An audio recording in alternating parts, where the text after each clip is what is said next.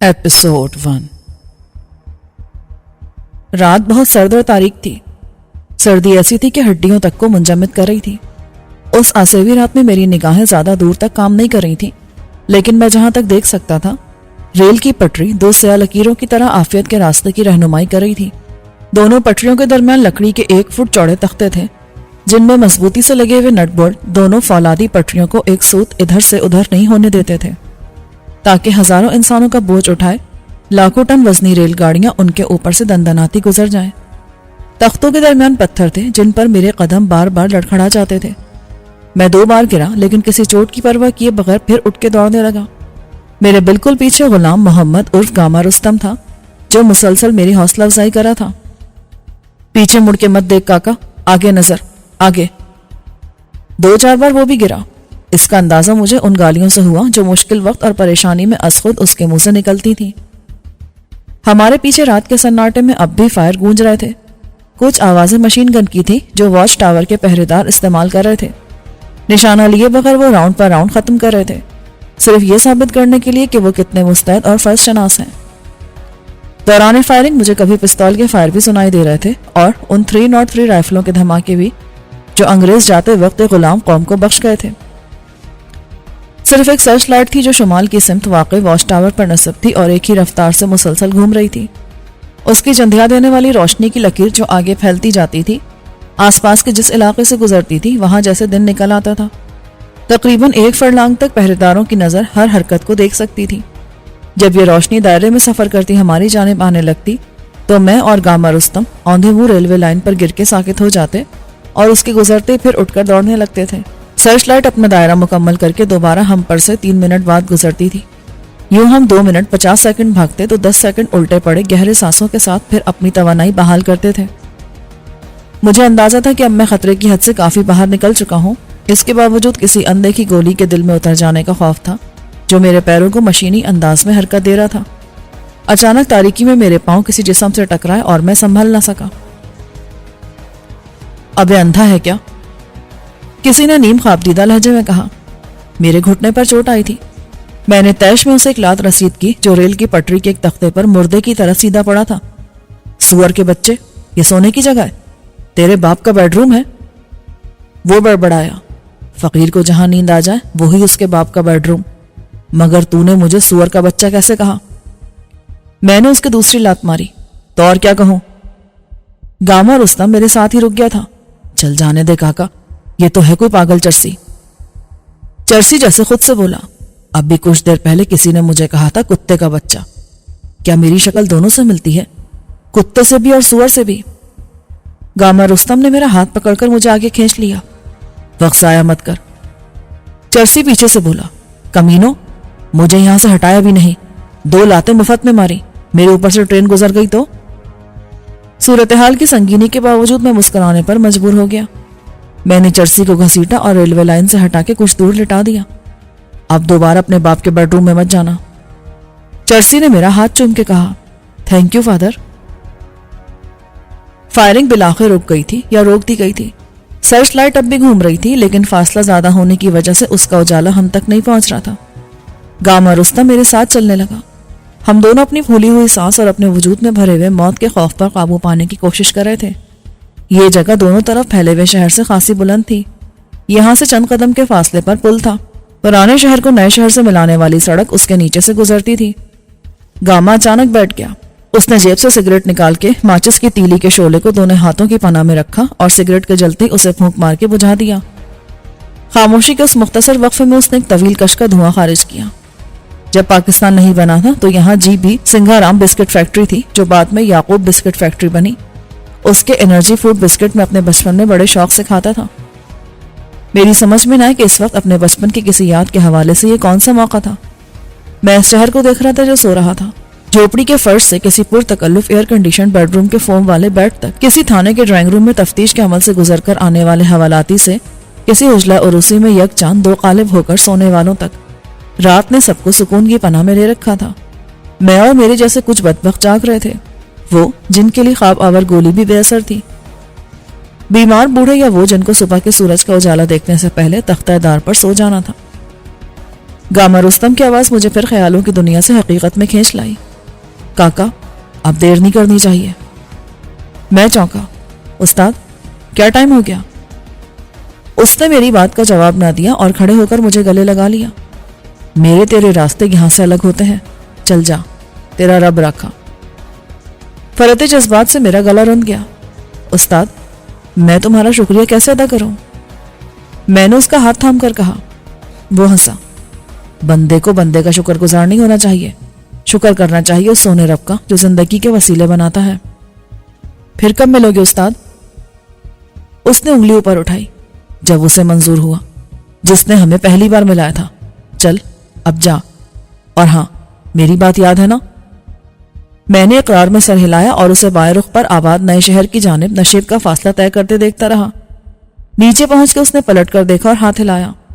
میں نے تصور کی آنکھ سے اس کی بڑے بھائی جیسی پرشفقت حوصلہ دینے والی مسکراہٹ کو محسوس کیا اور پھر وہ تاریکی میں گم ہو گیا.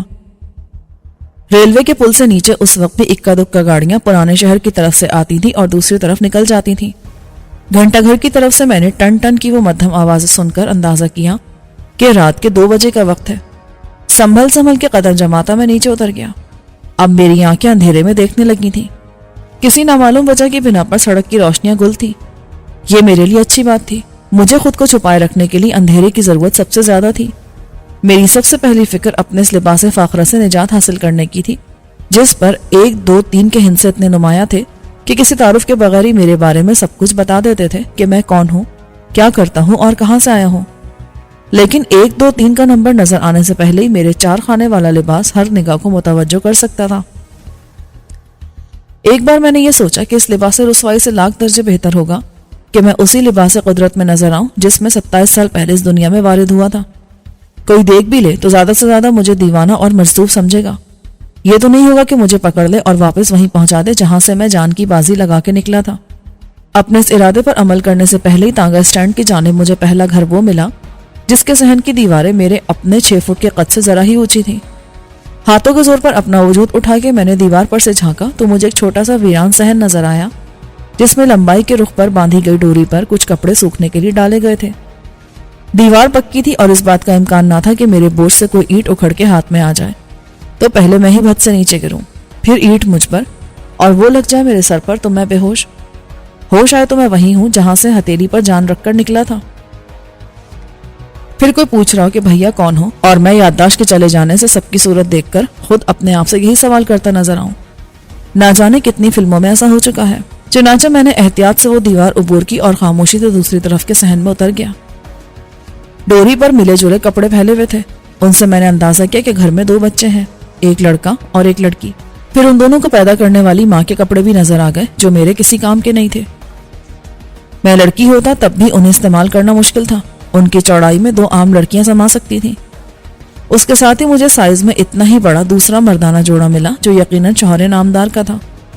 میری نظر اپنے مقابل 2 کمروں کے بند دروازوں پر بھی رہی جہاں سے کسی بھی وقت کوئی نمودار ہو جاتا تو جیل کے سائرن سے بلند تر آواز میں خطرے کا سائرن بجا دیتا، جس کی گونج ابھی تک میرے کانوں میں محسوس ہوتی تھی. وہ شلوار قمیص میرے سائز سے خاصے بڑے تھے. انہیں پہن کر میں آسانی سے چل پھر نہیں سکتا تھا. اس مشکل کا حل بھی مجھے فوراً سوچ گیا. میں نے یہ کپڑے اپنی سرکاری وردی پر چڑھا لیے. اس کے 3 فائدے ہوئے.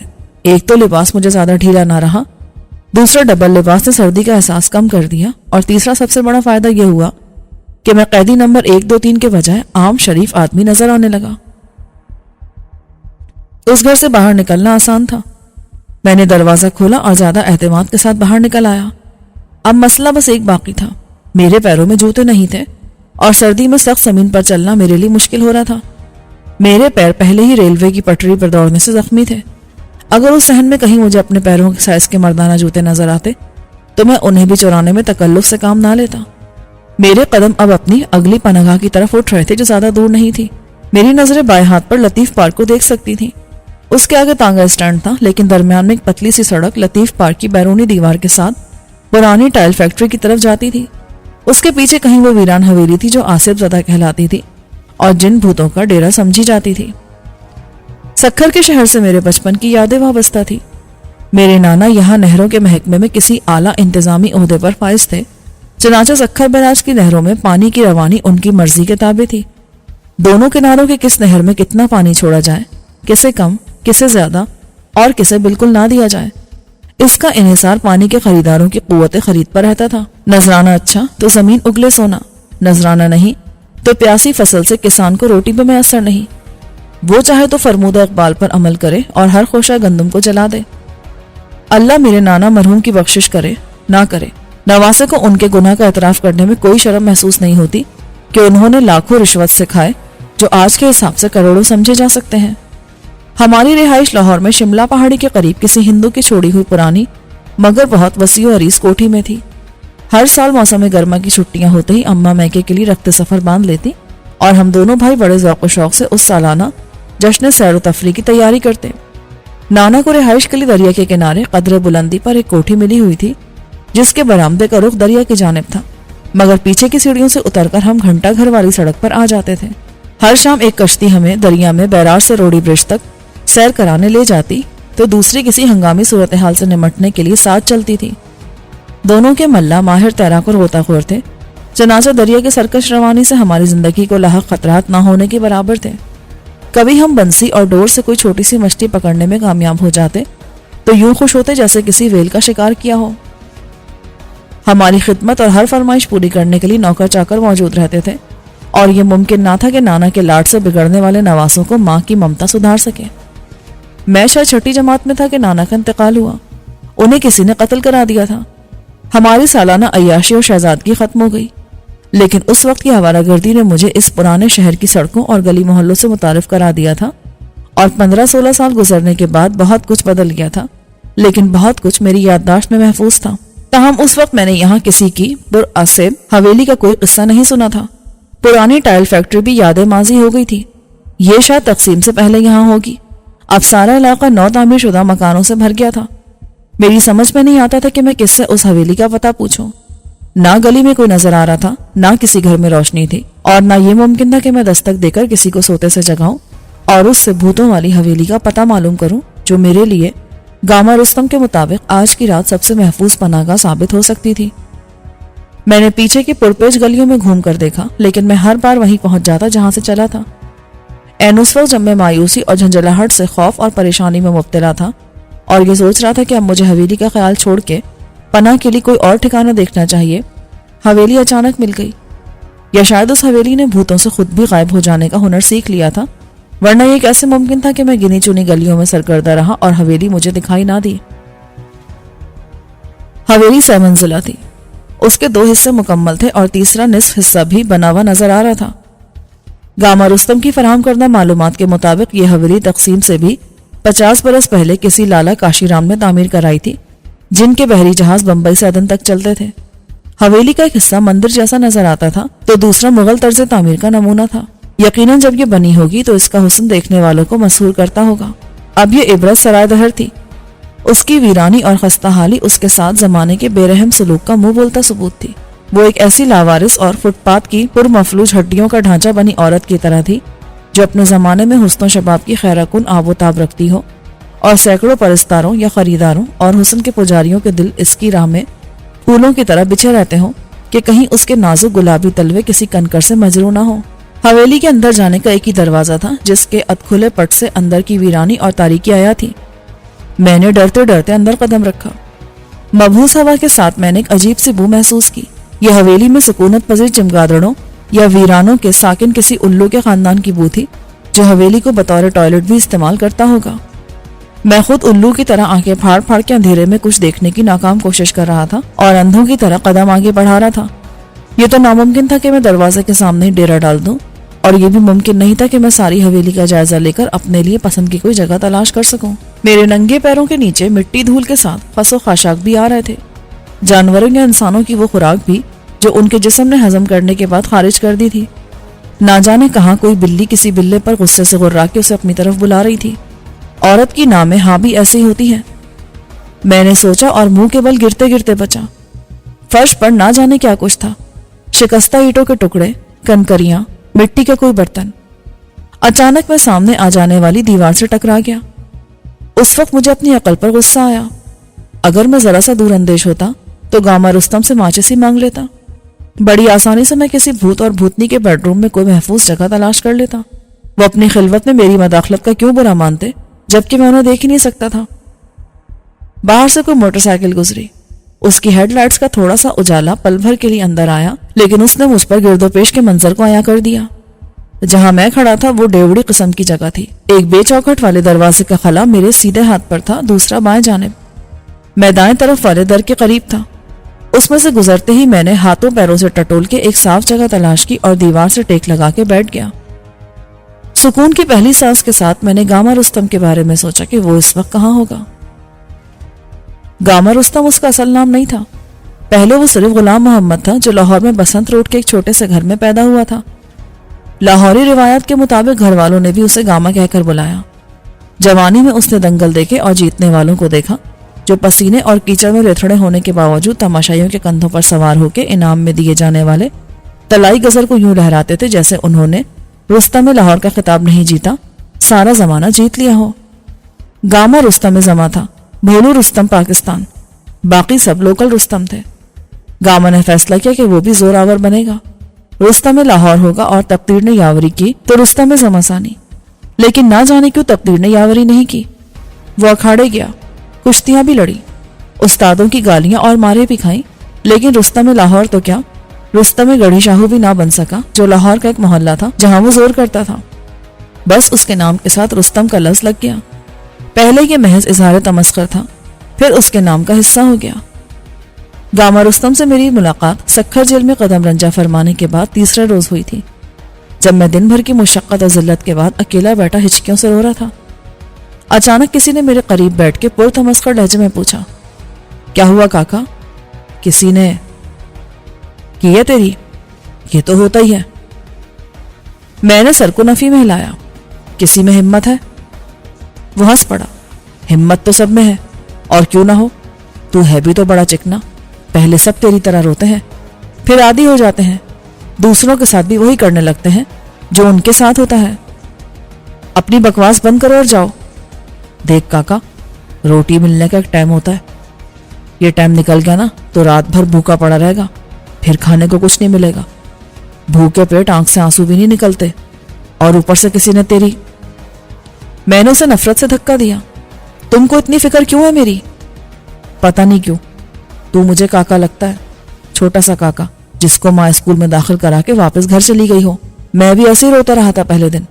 چل آ جا میرے ساتھ. شاباش اٹھ جا. نہ جانے اس کے لہجے میں کیا بات تھی کہ میں نے اس کا ہاتھ پکڑ لیا اور کھڑا ہو گیا. ہم کھانا لے کر لوٹے تو ایک دیوار کے ساتھ اکٹھے بیٹھ کر کھانے لگے. میں نے اسے غور سے دیکھا. وہ مضبوط جسم اور قد میں مجھ سے کچھ کم، لیکن عمر میں 8-10 سال زیادہ تھا. جیسا کہ بعد میں مجھے معلوم ہوا اسے موت کی سزا ہوئی تھی، مگر اسے یقین تھا کہ اس کی رحم کی اپیل منظور ہو جائے گی اور سزائے موت کو عمر قید میں بدل دیا جائے گا. نہ جانے کیوں یہ یقین رحم کی اپیل کرنے والے ہر قیدی کو ہوتا ہے. نام کیا ہے تیرا کاکا؟ اس نے کھاتے کھاتے پوچھا. چودھری فرید الدین. بس فرید ہی کافی ہے کاکا، ادھر کوئی چودھری نہیں. کس جرم میں آیا ہے؟ قتل کے جرم میں. مگر میں نے کوئی قتل نہیں کیا. چھوڑ یہ بات، جب ٹھپا لگ گیا قاتل کا تو آگے کوئی عدالت نہیں. یہاں سب یہی کہتے ہیں. میں نے تلخی سے کہا. تم بھی؟ ہاں میں بھی کاکا. مانتا کون ہے، اس لیے یہ بات کرنا بھی فضول ہے. سزا کیا ہوئی تھی؟ سزائے موت. یعنی اپنا تیرا ساتھ رہے گا پھانسی کے تختے تک؟ وہ ہنس کر بولا. معلوم نہیں کیوں وہ مجھ پر مہربان ہوا، لیکن آنے والے دنوں میں اس کا رویہ میرے ساتھ بالکل بڑے بھائی جیسا رہا. ایک ہفتے بعد مجھے اندر کی دیوار پر رنگ کرنے کی مشقت دی گئی، کیونکہ قیدیوں کی فلاح و بہبود میں دلچسپی رکھنے والی کوئی NGO اس جیل کا دورہ کرنے آ رہی تھی. مجھے ٹین کا ایک پرانا ڈبہ تھما دیا گیا. یہ کوکنگ آئل کا 5 لیٹر والا ڈبہ تھا جس میں اوپر 2 سوراخ کر کے تار سے ہینڈل بنا دیا گیا تھا. میں ایک سیڑھی پر چڑھا، دائیں بائیں جہاں تک میرا ہاتھ جاتا تھا برش سے زرد رنگ کا ڈسٹمپر پھیلا رہا تھا. جب رنگ ختم ہو جاتا تو میں نیچے اتر کے پیسٹ اور پانی ملا کر پھر آدھا ڈبہ بھرتا تھا. میں نے دیکھا میرے چاروں طرف میرے جیسے بہت تھے، کچھ حقیقی مجرم اور کچھ بنا دیے جانے والے. یہ سب ناقابل شکست سلاخوں، بے حس اور شفاف پہرے داروں اور برقی رو کی ہلاکت خیزی سے معمور خاردار تاروں کے اسیر تھے. یہ سب تھوڑے کو بہت سمجھنے کے پابند کر دیے گئے تھے. تھوڑی سی آؤٹنگ، تھوڑی سی روشنی، تھوڑی سی زندگی، انہیں اپنے مقررہ راشن سے بھی تھوڑا سا حصہ ملتا تھا، جسے سب بالآخر یہ لوگ کافی سمجھ کے قبول کرنے لگے تھے۔ ان کے پاس امید کا تھوڑا سا اجالا تھا، جس سے وہ خوف اور بے یقینی کے اندھیرے کا جال کاٹتے رہتے تھے۔ یہ تھوڑی سی خوشی اور تھوڑے سے خواب اور ان کی تھوڑی سی تعبیر مانگتے رہتے۔ ٹنڈے لاٹ کی اولاد! گدی پر پڑنے والے زبردست جھاپڑ نے میرے قدم اکھاڑ دیے۔ میں سامنے والی دیوار سے ٹکرایا۔ اس کے باوجود میرے رنگ کے ڈبے کو گرنے نہیں دیا، ورنہ شاید میرا رات کا کھانا بند کر دیا جاتا۔ کام میں غفلت برتنے سے بڑا جرم رنگ کا نقصان بن جاتا۔ دن میں خواب دیکھنے اور خیالوں میں گم ہو جانے کی سزا تھی۔ سزا دینے والا پرانا پاپی تھا، جس کے نامہ اعمال میں چوری، ڈکیتی، اغوا اور قتل جیسے سنگین جرائم تھے، مگر یہاں وہ مراد یافتہ اور معزز شمار ہوتا تھا، کیونکہ اس کے خیر خواہ باہر سے اندر کے حکام کو بڑی باقاعدگی سے ماہانہ نذرانے پہنچاتے تھے اور خطرناک لوگ تھے۔ میں رنگ کا ڈبہ لے کر دوبارہ سیڑھی پر چڑھا اور میرا ہاتھ میکان کے انداز میں پھر یوں چلنے لگا جیسے سوئچ آن کرتے ہی میں انسان سے کوئی مشین بن گیا ہوں۔ اس وقت گاما رستم کہیں سے نمودار ہوا۔ اس نے مجھے لات مارنے والے کو روک لیا اور بڑے دوستانہ انداز میں سے سگریٹ پیش کی۔ یہ لے، سگریٹ پی۔ اس نے عادت کے مطابق درمیان میں گالی فٹ کی۔ دیکھتا کیا ہے، باہر کی ہے۔ سگریٹ لینے والے نے ایک کے بدلے 2 گالیاں دی۔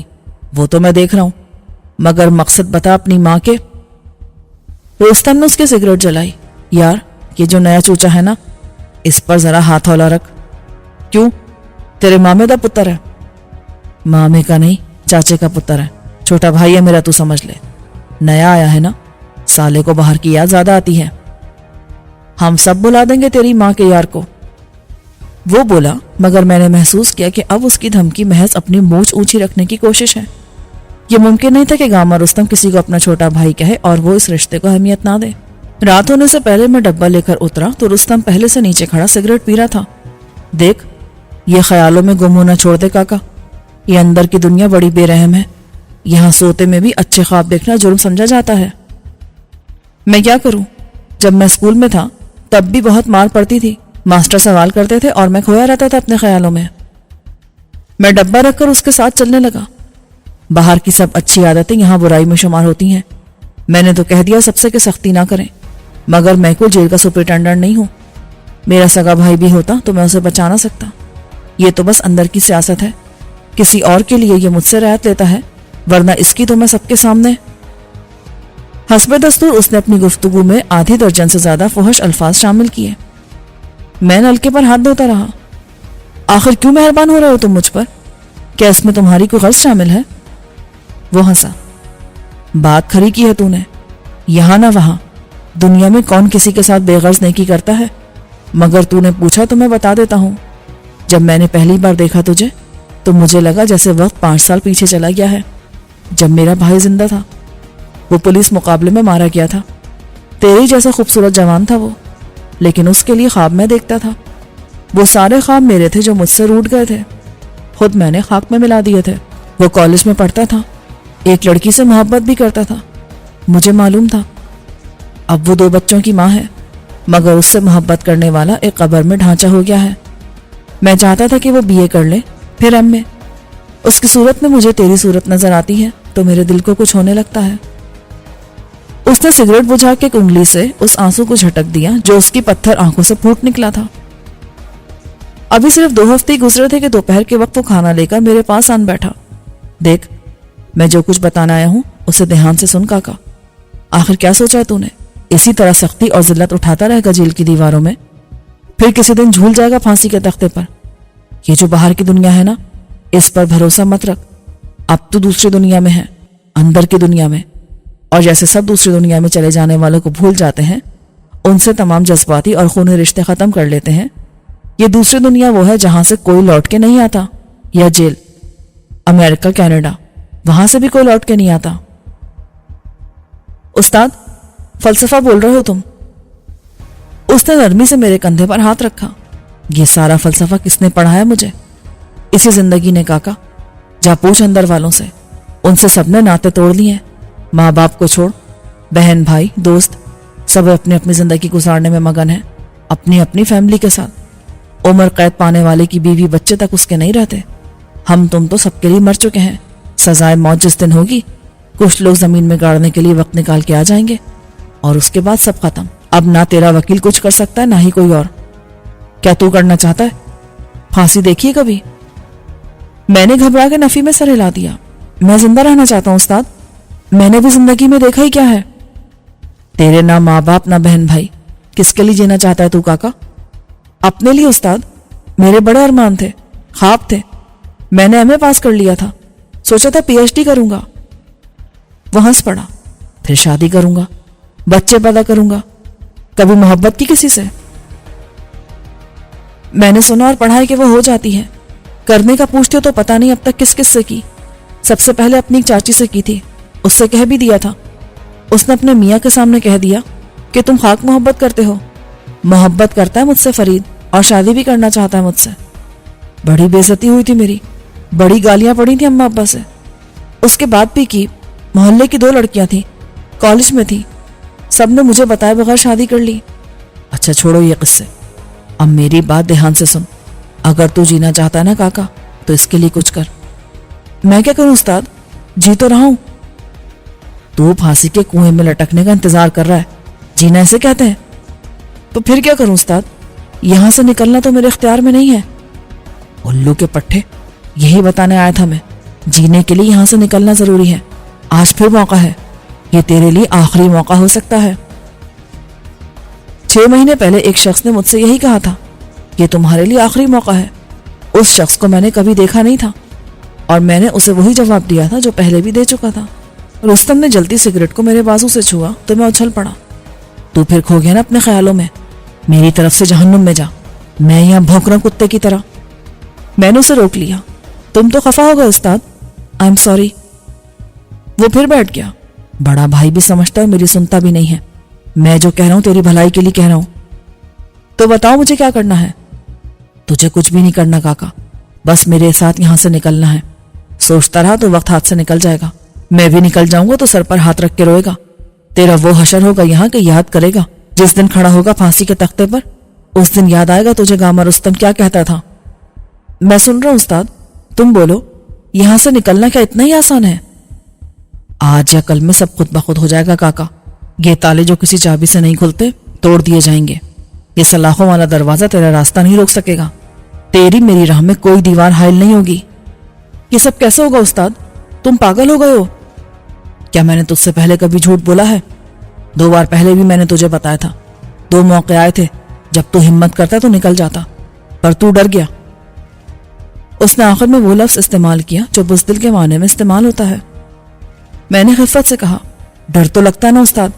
ابھی تو امید ہے کہ میری اپیل منظور ہو گئی تو میں عمر قید کاٹ کے ایک دن رہا ہو جاؤں گا. اس کا مطلب ہے کہ تو خود کو مجرم سمجھتا ہے، اس لیے سزا کاٹنا چاہتا ہے نا؟ پھر میرے سامنے کیوں بکواس کی تھی کہ میں نے کوئی جرم نہیں کیا تھا؟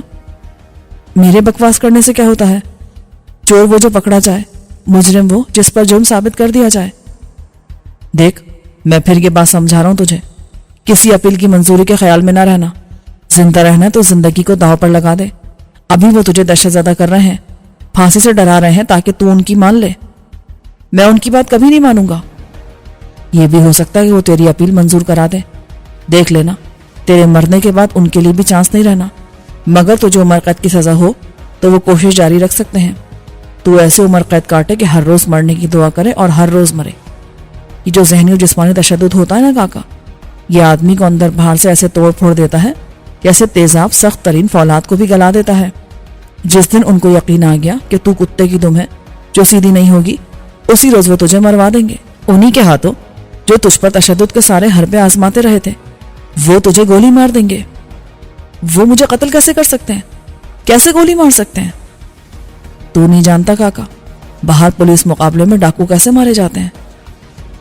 میں نے سر ہلایا. اصل ڈاکو انہیں مارنے والے ہوتے ہیں، مگر وہ اپنی وردی میں پہچانے نہیں جاتے. بالکل ایسا ہی جیل کے اندر ہوتا ہے. یہاں بھی فرار کرانے کے ڈرامے ہوتے ہیں. ہاں، اصل مجرم فرار کرا دیے جاتے ہیں، تیرے جیسے مار دیے جاتے ہیں. مجھے ایک بات بتاؤ استاد، آخر انہیں سزا کیوں نہیں ہوئی جو قاتل تھے؟ سارا زمانہ جانتا ہے انہیں، تم بھی جانتے ہو. کوئی میری مانتا کیوں نہیں کہ وہ سب جھوٹ تھا جسے میرے خلاف سچ بنا کے ثبوت اور شہادت کے طور پر پیش کیا گیا؟ تو نے سچ کو عدالت میں پیش کیا تھا، 2 گواہوں کے کٹہرے میں آیا تھا. چھوڑ یہ ساری 1000 دفعہ کی کہی ہوئی باتیں. تیاری کر، آج یا کل رات میں کسی وقت جیل پر حملہ ہوگا. حملہ کرنے والے اپنے ساتھیوں کو چھڑانے آئیں گے. وہ سب ڈاکو ہیں. ان کو سزائے موت دی گئی ہے اور ان کی آخری رحم کی اپیل بھی صدر صاحب نے مسترد کر دی ہے. ان کے بلیک وارنٹ موصول ہونے والے ہیں. لیکن یہ جو ڈاکو ہوتے ہیں نا، یہ شریف آدمی کی طرح نہیں ہوتے. ان میں غیرت ہوتی ہے، وفاداری کا جذبہ ہوتا ہے، جان دینے کا حوصلہ بھی ہوتا ہے اور جان لینے کا بھی. وہ یاروں کے یار ہوتے ہیں. لیکن استاد، یہ ضروری تو نہیں کہ وہ کامیاب ہو. ان کا حملہ پسپا کر دیا جائے، وہ خود بھی مارے جائیں. جی تو چاہتا کہ کیسا جھانپڑ مانوں تیرے کہ تیری عقل ٹھکانے آ جائے. ابے افلاطون، ایم پاس گدھے. انہوں نے پکا بندوبست کیا ہے. انہوں نے سب کو خرید لیا ہے. پہرے داروں سے جیلر تک سب کو فرض شناسی کی منہ مانگی قیمت ادا کر دی ہے. جیل کے سارے حفاظتی انتظامات اور محافظوں کے تمام مہلک ہتھیار سب ان کے لیے غیر مؤثر ہو جائیں گے. ہر طرف سے گولیوں کی بارش ہوگی مگر انہیں خراش تک نہیں آئے گی. جب وہ آئیں گے اور پھر اپنے ساتھیوں کو لے کر نکل جائیں گے تو انہیں سارے راستے صاف اور محفوظ ملیں گے. پھر بھی جیل پر مسلح حملے کا ڈرامہ ضرور ہوگا. وہ بھی خوب گولیاں اور گولے چلائیں گے، لیکن اس آتش بازی کے مظاہرے سے زرخریدوں کی نوکری محفوظ رہے گی. آئی سمجھ؟ یہ سب تم کیسے جانتے ہو؟ مجھے فرشتے بتا دیتے ہیں کاکا. یہ فرشتے بھی اندر ہی ہیں، قیدیوں کے روپ میں. جیل کے اندر شاید تو ہی ہے جسے کچھ نہیں معلوم، ورنہ سب ایک دوسرے کو بتا رہے ہیں. کیا بتا رہے ہیں؟ یہی کہ آج کل میں حملہ ہوگا. جن کے لیے موت کی سزا کا دن بھی مقرر ہو گیا وہ خیر و عافیت کے ساتھ اپنی زندگی کی طرف لوٹ جائیں گے. میں نے بے وقوفوں کی طرح پوچھا، اگر ایسی بات ہے تو پھر یہ جیل کے حکام یہ کیا کر رہے ہیں؟ میرا مطلب ہے کہ سودا تو انہوں نے چوری چھپے کیا ہوگا نا. کسی کے سامنے پیسہ تو نہیں لیا ہوگا اور نہ ہی کوئی بات کی ہوگی. انہیں ڈر نہیں لگتا کہ ان کا راز فاش ہو گیا تو؟ گاما رستم نے افسوس سے سر ہلایا. تو گویا تو نے پڑھ لکھ کے سالے، اس سے تو اچھا تھا کہ ہماری طرح جاہل رہتا. ابے یہ عقل کیا کتابوں میں ملتی ہے؟ یہ یہاں ہوتی ہے کاکا، یہاں. اس نے اپنے سر کو انگلی سے بجایا. اور یہ ورثے میں ملتی ہے، تجربے سے ملتی ہے. ان دیواروں کے پیچھے کچھ تو قیدی ہیں اور کچھ جواری. ویسے ہم سب جواری ہیں اور زندگی ایک جوا ہے جس میں ہار جیت ہوتی رہتی ہے. ان قیدیوں میں جیلر صاحب نے اپنے جاسوس بھی چھوڑ رکھے ہیں. وہ سب کی باتیں سن رہے ہیں اور ان سب کے نام جیلر صاحب کو لکھوا رہے ہیں جو حملے سے فائدہ اٹھا کے فرار ہونے کا سوچ رہے ہیں. کچھ پہلے سے ان کی نظر میں ہے جو فرار کی ناکام کوشش کر چکے ہیں یا فرار کے منصوبے بناتے رہتے ہیں. یہ سب جواری ہی تو ہیں جو زندگی کو داؤ پر لگا کر آزادی حاصل کرنا چاہتے ہیں اور اس میں کوئی حرج بھی نہیں سمجھتے کہ جوئے میں زندگی ہار جائیں. کچھ لوگ جوا نہیں کھیلتے. ہاں ہوتے ہیں تیرے جیسے افلاطون. وہ موقع ملنے کے باوجود نہیں بھاگتے. یہ سوچتے رہ جاتے ہیں کہ وہ بھاگ کے جائیں گے کہاں. پکڑے گئے تو واپس اسی قید خانے میں. ان کے جرم میں ایک اور سنگین جرم کا اضافہ ہو جائے گا. سزا کی میعاد اور بڑھ جائے گی. ابھی وقت ہے کاکا، سوچ لے کہ تو جواری ہے یا... اس نے پھر اپنا پسندیدہ لفظ استعمال کیا.